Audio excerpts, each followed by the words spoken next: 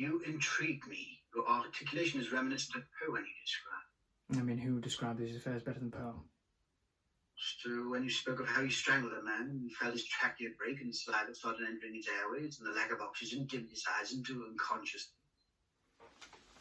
Must you be so overt in public? I barely know you well enough to know you're not trying to oust me. Does your brother know that you strangled that man? Does your school know that you buried someone? I mean to say that you're being rather explicit and rather loud in public where people can hear you.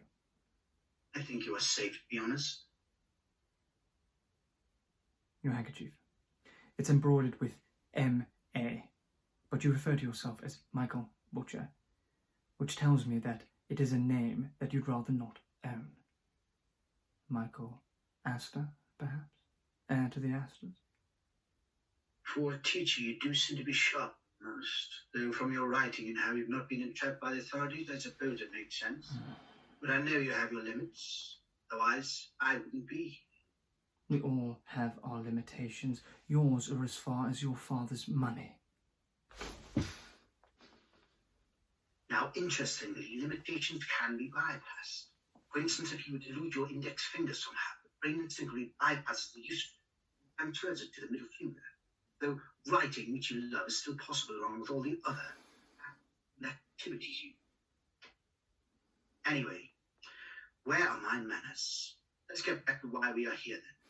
So you want my help? Yes. Why did you do that?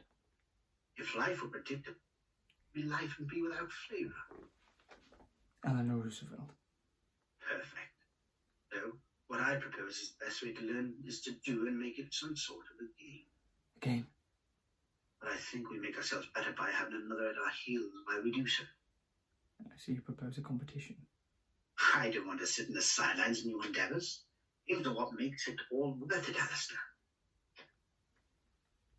So be it. What do you propose first for this serial killer game?